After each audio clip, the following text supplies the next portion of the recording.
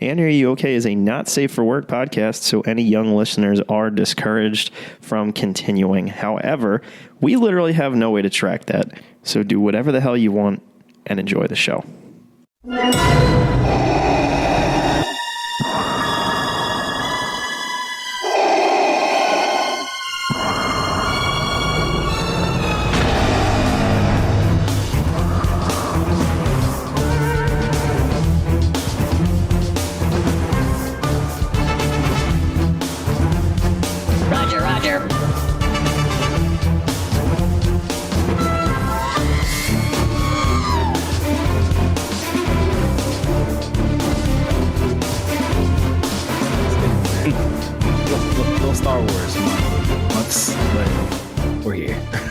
Well, everybody's heard about the wars, and then the wars, the wars in the stars, and then the wars in the stars. Don't you know about the wars? Everybody knows about the wars.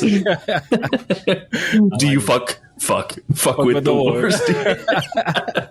I do fuck with the wars. I knew you fucked with the wars. We are back to react to the forces. Just natural, of courseness. I'm so happy to be joined by you once again, Matthew. We've been coming back from this like hiatus summer break. I just want to, I'll let the Animaniacs in on the thing, and then we'll go into the full episode. Actually, no, we should probably introduce ourselves. You're listening to AniRUOK, a Star Wars podcast. I am your esteemed co-hostess with the most nostest. Mikey Two Shoes, as Matt likes to call me, but some like to call me Darth Plagueis the Re-Educated. Darth Plagueis the Re-Educated. And I'm the Qui-Gon Mitchell to my Stormtrooper Dejeen, or you can flip them around. Don't make it weird. The Broby-Wan Kenobi, the Mace Windu dude, Smack Talker Skywalker himself. Rogue One, Matthew Porter, how you doing? Baby, your main from the gray hoodie gang, C3P bro, R2D dude. I'm doing great, brother. How are you? How are you, bro? I've been grinding like hardcore for like it's like in work, out of work, our endeavors. But yeah, you just call me Tony Hawk Pro Skater 3 because I'd be grinding out here. 3, 4. They combined them now as 1, 2. Oh, right. 3 was a set. But we should probably let the Animaniacs know why. Well, we rebranded. We've been teasing for a while. We rebranded our sister podcast, Dragon Ball for Life. It is now referred to as The Brothership. So you and our good friend Travis. In outer space where the nerds come for the content and the culture. You love to hear it. So Matt has been super busy doing that. I've been super busy doing all the design work for the rebrand. We got new music. We got new background beats. What a logo. Yeah, I've already gotten demands for merch. And we will be making that soon, I'm sure. Dad hats have to happen. That's taking place, bro. and on top of all of that, work is just like in my day job, my 9 to 5, because as people probably know, you and I, we work during the day, and this is our side hustle. Hopefully one day our main hustle. Manifest. It's been a lot. And so with some time off, we're coming at you with maybe it's a bite-sized episode because we didn't want to stay away for too long. But we also were like, you know what? It's summer. Yeah. Why don't we hyper dive into some fun? With the busyness of the summer, we have had to take some time off to focus on work and the rebrand of our sister podcast, but we wanted to put this together for you. So with that in mind, we decided to do our own Star Wars vacation planning. So sit back, relax, and grab a blue milk because we're about to get right in there. It's our beach episode. It quite literally our beach episode. We are. So if you're an anime fan, this is where we're at. So just going to break it down for everybody. Matt and I picked 2 destinations. So we picked a planet, a companion, an activity, a favorite meal, a tourist trap, and a souvenir we can take with us home from our vacation. So without further ado, you know what, Matt? I feel like I would be remiss. I've spoken so much already. Why don't you go first? Give me your first location. It's only appropriate that, this being a bite-sized episode, that my vacation is going to take place in the bustling metropolis of Canto Bight. Oh shit! I gotta be honest. did not think that you were going to be high rolling at the casino, but I am very excited to hear where you go with this. Taking my silence to South Planet, going to Canto Bight. Who I'm taking with me? Obviously, the one, the only, the greatest gambler in all of the planets, one Landell Calrissian. Hell yeah, you guys are going to clean up. And just to ensure the cleanup, we're bringing a friend, a known cheater, a known roll the dicer. We bring in a one Qui-Gon Jinn just to make sure everything stays in our favor because we know this man likes to cheat. I love this. You guys are going to clean house. I'm expecting to have a nice speeder as a gift for my birthday this year. I got you, big dog. So the activity that the three of us are doing, making fucking bank. That's what we're doing. That's the activity that's taking place. So what are we betting on, and what are we fixing? And not the Fathia races, right? That's a little too much. We got to be at a table. Exactly. So for cards, we obviously, good leaders know how to delegate. For cards, we're gonna send Lando there. We know that he likes to keep a little up his sleeve, just in case. That's how we got the Millennium Falcon in the first place, And then obviously we sending Qui-Gon to the craps table. You have to. He cheats. He's got his own chance cubes. They just don't know it. He tricked them into letting them use his own. 1,000%. But we going in there with nothing but jobs, hopes, dreams, and Jedi robes. But we leaving with everything, baby. Jobs, hopes, dreams, Jedi robes. Names in this episode. I love it. I need to hear. Our favorite meal? I got you. Our favorite meal, and I quote, will be focus and execution at the buffet of winners. That's what we're doing. That's what we're snacking on. I don't want to see all three of you strung out coming out of the casino, though. Like, you're going to eat or drink something, right? Focus and execution, bro. That's our meal. That's what we doing. Winner, chicken dinner. That's what we eating. The tip you. That's an in-canon snack for you. Yeah. Tourist trap. One would typically say the casino, but we the trap.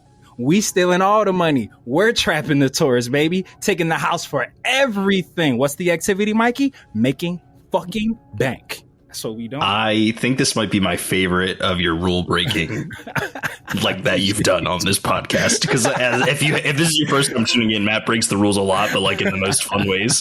This one's pretty good. It's out there, but it's good. And the souvenir that we're taking home is obviously one of them racing reindeer cats. It's clearly the Fathiers. Hell yeah! That's clearly what we're taking back with us. But you're going to be able to buy several, one for each of you. No, that's how the rich stay rich. We don't use our own money. If anything, we'll take them for all their things, all their reindeer racing cats, and then we'll sell them back for more money. I was going to say, you're just flipping a few credits to Broom Kid to let you guys take them out for a little spin, and then you don't bring them back. My Rome will be built in a day. Incredible. I don't know if I'll be able to top that with mine, but I appreciate you, big dog. All right. Let's slow things down a little bit. It's gonna be a murky, hot walkthrough to my next one here, and I'll tell you why. Because we're going to the swamp, baby. That's right. Okay. I'm taking the gang to Dagobah. We're going to Dagobah. Dagobah. And you might say to yourself, why would you go to a swamp for your vacation? Well, clearly, I mean, the planet's Dagobah. My companion has to be Yoda. Has to be. He's going to be carried around in a backpack. And the activity itself, that's why I'm going here. The Dagobah Swamp Tour? You ever been on a swamp tour, man? We're going to see all types of creatures. How do we not go on a swamp tour? That's the main attraction. Just getting out alive off your swamp tour. I think there's a lot of cool creatures and monsters that we could see along the way. I'm sure Yoda would have some fun anecdotes to tell us in his weird, messed up way of speaking. I just can't think of a better... tar pits you must avoid. Sandbars, not good they are. Yoda packed sandwiches in bag. Food at concessions expensive too is. It's so funny you mentioned that, Matt, because I'm going to move on to my favorite meal, which is the Luke's leftover ration sticks from his trip to... Because they kind of look like the frozen food section El Paso taquitos that I eat pretty regularly. I love that for you. So yeah, we're bringing our own frozen food out here. Well, I mean, Luke kind of left it behind, but yeah, they're tasty, so I'm in on that. And the tourist trap, which is, I can't believe I didn't know this coming in. So I was doing a little bit of research. I was like, is there a name for this thing? Got to go to the gnarl tree. Is that the tree that Yoda lived in? That's the tree. That's the tree that he sends Luke into, where he has the vision of his dad. Yeah, okay. I didn't know it had a name. I didn't know it had a name either, and I'm a little upset with myself. So I'm definitely going into the gnarl tree. I'm trying to have some salvia-esque, some bad. I want to have a bad trip in the gnarl tree. Hell yeah! Because it'll be a memorable story for me to bring back. But you know what else I'm bringing back? Only what I took with me. Oh. But actually, I'm taking Yoda's cane with me. As you should. I'd be disappointed if you didn't bring that back, bro. I just wanted to do the Star Wars reference before I told you what I'm actually bringing home. My man. I love that. Yeah, no, fuck yeah. That's like the Galaxy Far, Far Away's version of the tar pits that everybody goes to in California. Give them mud baths. Yeah, probably. Yeah. They got everything out there. Big face. Except affordable housing. I'm just playing. I'm just playing entertainment juggernaut of the world. Come and get us still, please. Yeah, please. We'll live out there. We deserve it.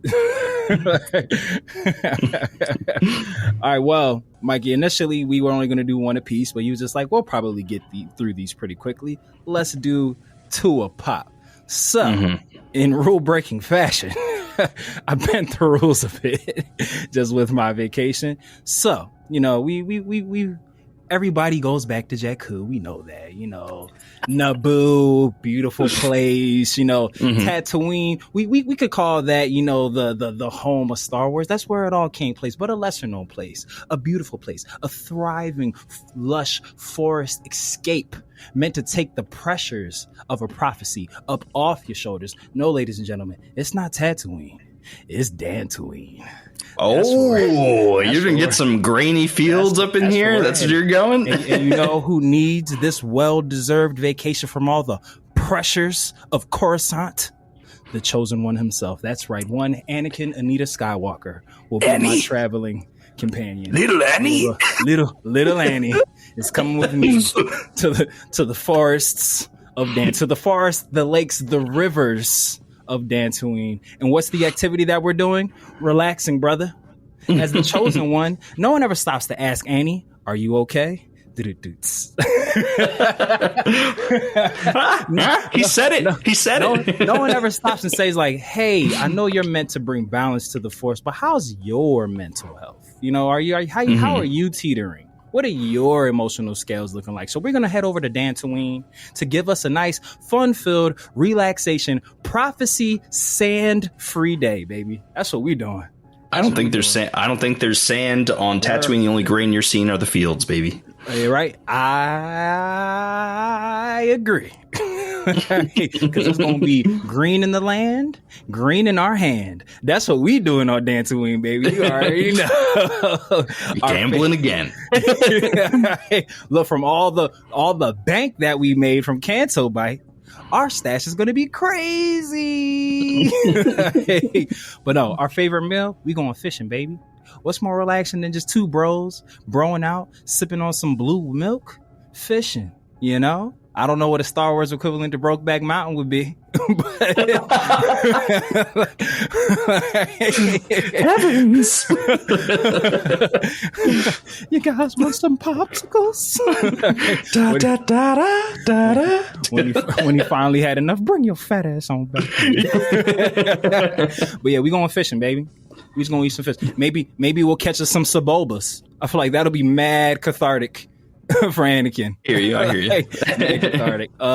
Tourist traps. As the chosen one, trying to escape the pressures of the Jedi temple, the fucking temple on Dantooine. We're staying clear from that. We're not going nowhere near, because they're going to be like, oh shit, the chosen one, responsibilities. Now we're fucked again. Ruin the whole trip. Ask me what our souvenir is, Mikey. Is it a Kyber crystal? It's better. Something better. There are those like weird bugs that are like from Coder on Dantooine. So I'm wondering, is it one of their stingers? No. Is it peace of mind? It is. The souvenir that we're taking home, levity, peace of mind, the relaxation to not head to Coruscant and murder children. That's what I just gave to you. That's what I just gave to the galaxy. That's a gift to the galaxy. You're welcome. It might a gift to Annie and a gift to the galaxy. This trip might not take us an additional 3 movies to save the galaxy. We might be able to get it right in the prequel trilogy because he took this vacation. Everyone just wonder what would happen if you gave Annie a day off. Now we know. Now we know. You know what he won't do? Kill younglings. That's what he won't do. That's what he won't do. Well, bring us home, buddy. What's your second vacation? Where we? All right. Where are we going for relaxation?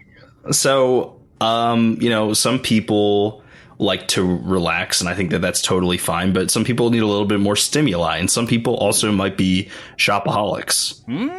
So I was thinking, why don't we make our way over to Bespin with our friend Lobot to carry all the bags, and obviously ultimate GPS, and maybe has an ATM on the back of his head.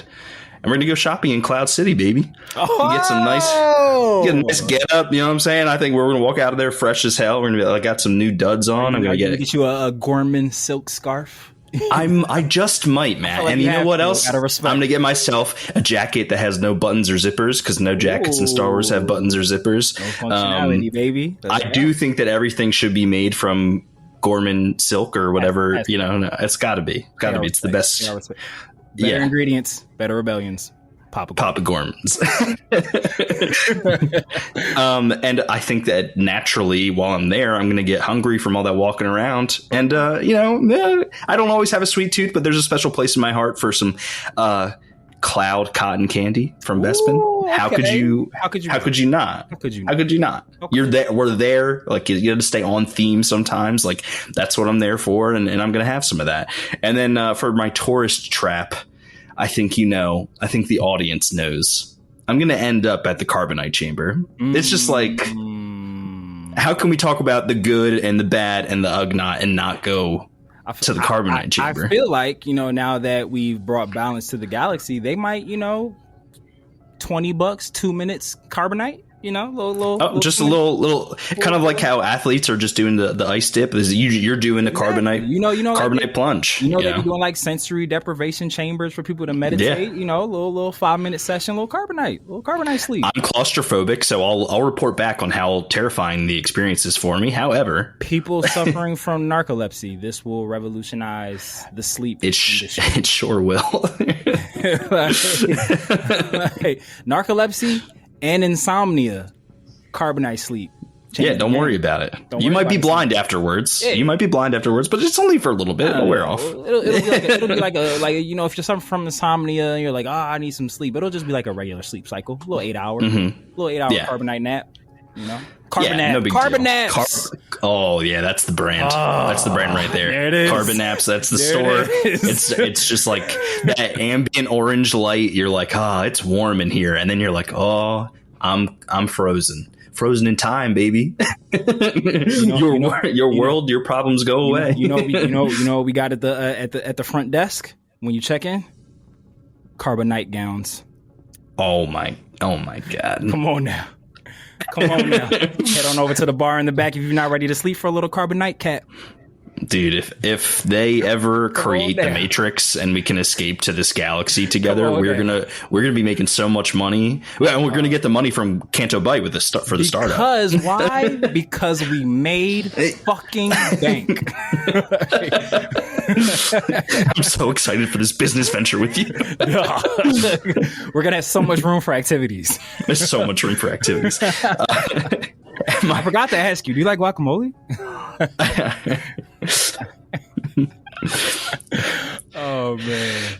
And my souvenir, they may have been rude to C-3PO, but I know how to work my way in there. Something shiny from the droid depot, maybe a fancy new R2 unit, Ooh. Okay. I could always go for a new friend, and Lobot is probably going to be able to get me the ins and outs of who's the best clerk to deal with. So we'll know what time to show up. Have we ever met a R3? We met R4 in episode 3. Has there ever been? I think they're just like the R series droids. Like, I think there is definitely an R3 out there. I just don't know whose droid it is. So it'll be yours. That's whose droid it'll be. R3 for me. Mikey Two Shoes and R3. The Adventures of Mikey Two Shoes and R3. And I think that's the quickest we've ever tore through like our talking points for the episode. I don't want to put out only a 20-minute episode, so Matt, I'm just going to ask you right now. What's up, brother? Talk to me about how we would spend our time on Tatooine. What are we doing on Tatooine? On like actual Tatooine? On actual Tatooine, yeah. So definitely we need a telescope because we got to look at the two suns. Obviously, safety first. Of course, but yeah, you want to get a good look at that. But we definitely gotta like find us like a matter of fact. The creepazoid spot that Obi-Wan was spying on Luke at, we got to go perch up there. That would be definitely a good spot. I also feel like not only would we get a good shot of the binary sunset, I feel like the night sky in Tatooine is probably also dope as shit. Yeah, I mean, there's no light pollution because the planet's so dark. Just all stars. Look, Mikey, the outer rim. Wow, it's beautiful. Is that a siege I see? That was my one contractually obligated dad joke I had to get. I guess the tourist trap would probably be the cantina, right? The Mos Eisley Cantina. Got to go there. It would clearly be the overpriced power converters at Tashi Station. Clearly. Wait. We can get these wholesale somewhere else. We're still gonna do like the sightseeing via like the telescope, but I think that the other activity should be we should definitely go for the Boonta Eve Classic. Oh, trying to catch a pod race. 1,000%. Let's catch a pod race. Watch them on iPads. You know what I'm saying? Like, because obviously we're only gonna see from that one spot. Yeah. I don't know about you, but I don't care who wins. I'm just gonna be like, 1,000%. I don't care at all.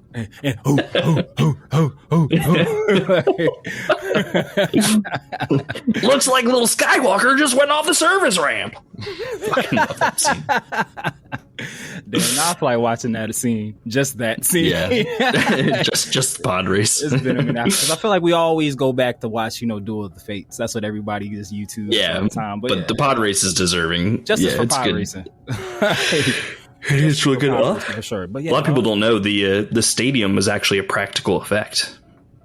Was it really? They were like, oh yeah, like they had like it's like a big miniature thing, and like all the like that zoom out shots are all like Q-tips like in there. It's crazy. Yeah, DVD. Yeah. And bonus features, baby. That's such a our generation thing. Like kids these days, no offense to any young people listening, but like you don't have the DVD extras. So when you're like, when you're done watching, when you're done watching the movie for the 800th time and you're like, I still love this, I need to learn everything about it. And you go and watch the DVD extras. I can't tell you how many times I did that for like greatest DVD extras of all time. The National Treasure DVD, because you had to solve puzzles to unlock all the additional content. That's insane. I did not know that. It was nuts, bro. Dude, that's fucking crazy. You imagine being like, we're gatekeeping extra. Dog, me and my cousin, we was like, yo, all right, we locked in, bro. And they're like not easy puzzles. Like they're like kind of hard. That's amazing. No, it was like really dope. Super interactive. Like some of the clues were like in the pamphlet of the DVD thing, but like so if you threw that shit out, you were fucked. No, it was dope. It was dope. And you would like unlock like the blooper reel, like deleted scenes. Yeah, I do love that. It was fire. I do have Cage. Yeah, I got a pop culture topic for us to discuss, and I'm sure you've seen it. As a Philly-based podcast, if we haven't said it before, I feel like Nick Cage would do well in Star Wars. Yeah, no, I don't know what he would be. Definitely, he'd have to be like a really quirky character, but he would crush it. So we're a Philly-based podcast, as most people know. I'm sure it's been said on this podcast that I am a notorious like Superman hater. Like I really don't like the character Superman. However, I can't deny that I'm getting dragged over by David Cornsweet because he's from Philly and he's a huge Star Wars fan. Oh, so Matt, have you heard about this? Have you been seeing any of the press tour for? I didn't know that he was a huge Star Wars fan, but I too am a public Kal-El hater. It's Bruce Wayne for life. You know, like B-dubs as we call him over here. You know, if you're a close personal friend. You know? But yeah, he puts it on the Batman Black card. yeah, exactly, 1000%. I don't know what made me look up Superman's actor. I don't know why. Like I felt compelled to look him up, but yeah, I was just like looked him up and everything because I had no plans on seeing this at all. Because again, me either. Now I'm being told that it's so well done that it's like even if you don't like Superman, it's worth going to see, which is crazy. But my blind loyalty to the love of the city is just like I didn't give a fuck if it was bad or not. I was just gonna go to spend the money to support the Philly native. Like that's all. There you go. I was like, I was fuck Clark Kent, but he's from Philly. I gotta support him, bro. But that pleases me that you're hearing that is good. But I'm so not a Superman fan that it really isn't gonna pull me either way. Unless this shit somehow accidentally becomes like, unless this like does some like Guardians of the Galaxy, the first one over exceeds my expectations, like I'll be fine either way. Yeah. I think I'm going to be skeptical of the DCU for a while because they haven't earned I think it's and it's going to take a lot to earn my trust after their last debacle. But I was like, I liked Man of Steel because it was such a departure from what I knew as Superman. They humanized him a lot. And apparently they did a decent amount of it in this film too. I don't know details, but I'm excited I'm hoping that I walk away from that and being like, I like that interpretation of Superman much more than what I'm used to, because what I'm used to is just overpowered as fuck Superman. Like he's always going to win no matter what. It's kind of annoying. Yeah, the inclusion of crypto in it, I'm wondering if it is kind of based more again. Like I know about as much of Superman as I need to know being a DC kid. Like, cause DC was like DC and Dragon Ball Z were like my two original nerddoms, like growing up. So it's like obviously Clark Kent is in all up and around that bitch. So it's like there's crossover lore a lot, but I'm not like super deep into like, you know, like the new 52 for Superman and all that stuff and everything. So it's like when I saw the inclusion of crypto, my brain immediately went to like, you know, Superman and crypto cartoon TV shows. And I don't know too much about that run of Superman. Like, my fondest memory, one, Henry Cavill, like that's who obviously Christopher Reeves, the GOAT, but I really liked Man of Steel as well. Yeah. Because it, again, felt like, for me, Man of Steel, a lot like with Dark Knight, it felt like a really good movie that happened to be about Superman. It wasn't like a good Superman movie. It was a good movie about Superman. Like, so... With that, I just was kind of already going into this assuming that this was going to be like based off like more kid friendly Superman, because like my fondest memories of Superman are like the animated series. They used to come in like Justice League Unlimited and all that stuff. So I don't really have any expectations. But to what you were saying about like the more humanized version, if my assumption was that I kind of figured they were going to go that route with the inclusion of crypto, because it's like, you have to have a CGI dog, and how serious can you expect people to really take a CGI dog? I got you. That is totally fair, and I didn't even really like think about that, but it's a good point that you bring up. I mainly, so obviously, it's I think hard for us to like talk about it without having seen the movie. And this is also a Star Wars podcast, so I did bring it up for a Star Wars reason. He was asked on one of those, like, I forget who does, is it Variety that does the polygraph test? I believe that's accurate. They asked him if he had the choice between being in a Superman sequel or being in a Star Wars movie. He said he would rather be in a Star Wars movie. Hey, let's go. Like, that's how big a fan he is. I think his exact words were, "I'm on contract for sequels already. I'm trying to manifest." And I'm like, you know what, man? If this guy loves it that much, I would love for him to be like. Damn, way to spill the beans about Superman sequels. Like, how is it? Well, okay, but if it's a cinematic universe, how's there not going to be a sequel, right? Like, solid point. See, all right. So that's where the DCEU, and what we won't get stuck here, where they confuse me. There's like multiple Superman projects coming out, like some animated, some not. So like, is this the DCEU Superman, or is this just a Superman? This is the DCU premiere, like, outside of, so Creature Commandos like kicked off their like animated stuff, Right. And this is like the live action kickoff, but they're still in the same universe. Okay, but so I guess my question is, so he's like the Superman, like for this? Yeah. Okay, Yeah. Got because it's like, again, because like when they were like, the way they announced all their stuff was weird to me. Like the rollout wasn't like too cohesive. It was different. James Gunn, all that fun stuff, real eclectic. So like, I wasn't sure if this was just like a Superman movie, or was it like, no, this is the Superman that we're going to be using. This is like the girl who's playing Silver Surfer. You know, she's playing Supergirl. So it's like, so that's his cousin. Like they're like this. Is that the same actress? Yeah, isn't it? I'm confident. Oh, you know, it might not be. They look very similar. I'm gonna look it up because I don't want to. I know the girl playing Supergirl is from House of the Dragon. Millie Alcott. Yeah, and the girl playing Silver Surfer is the one from Ozark, right? I'd have to double check. It is that it is. Yeah, she's the blonde haired girl from Ozark, whose name I forget. Yeah, they look very similar, not the same person. The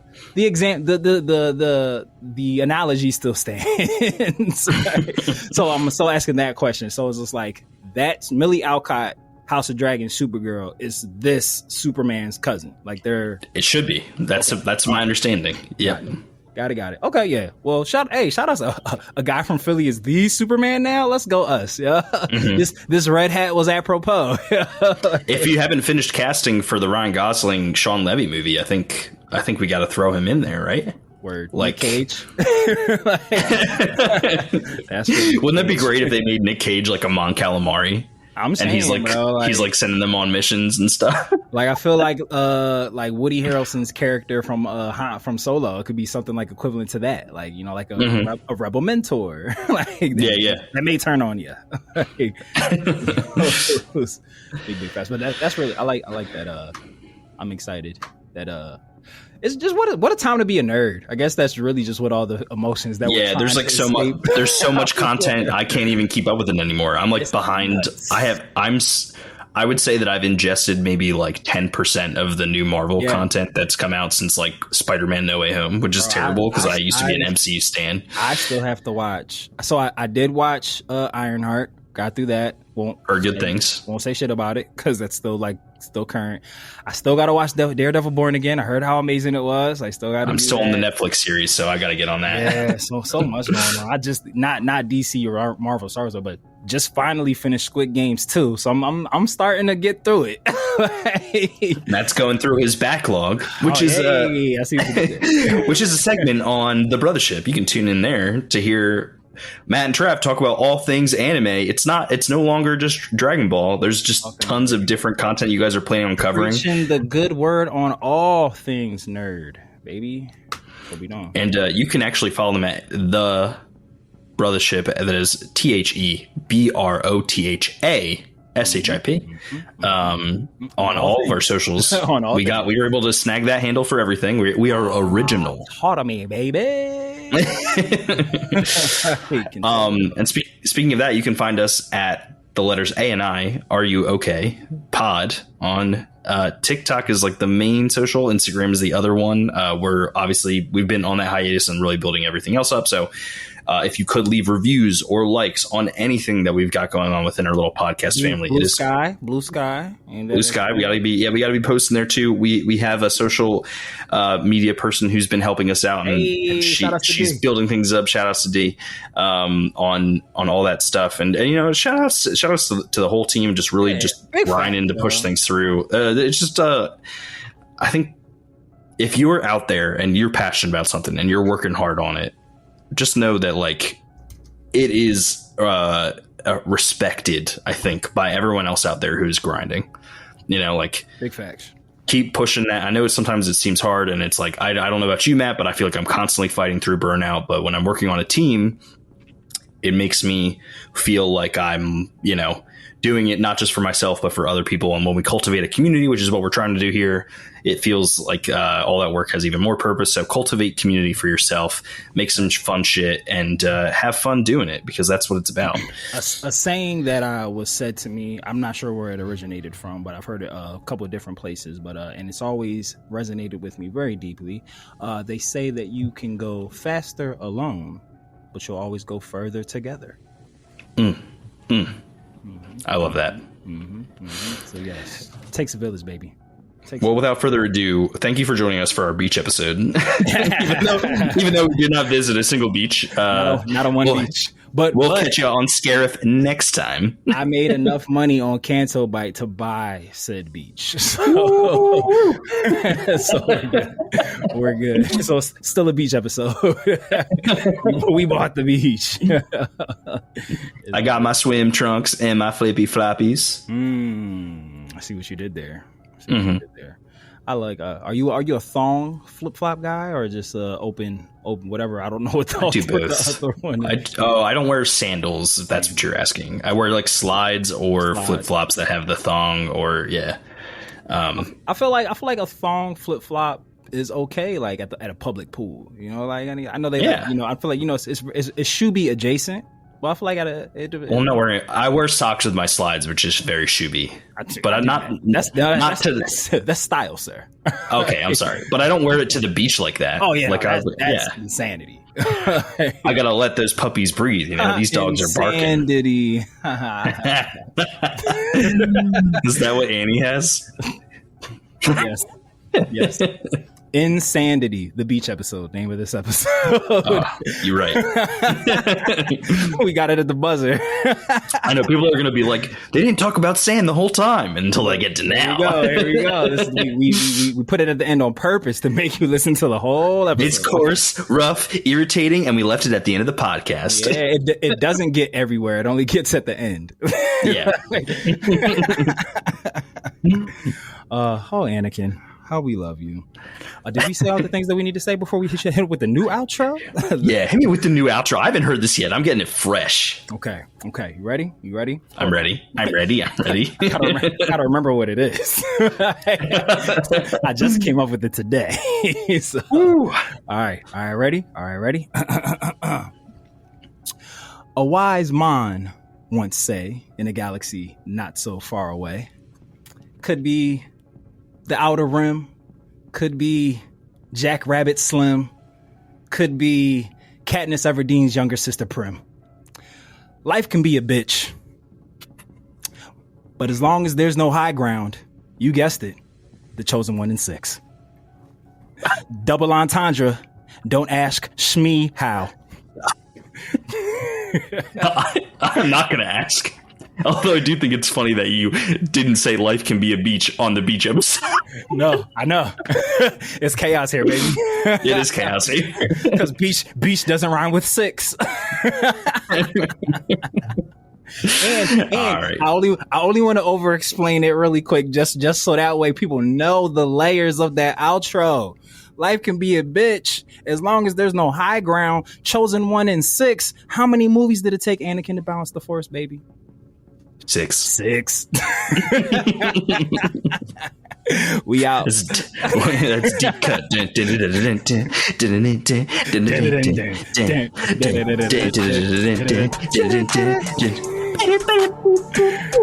Later. Deuces.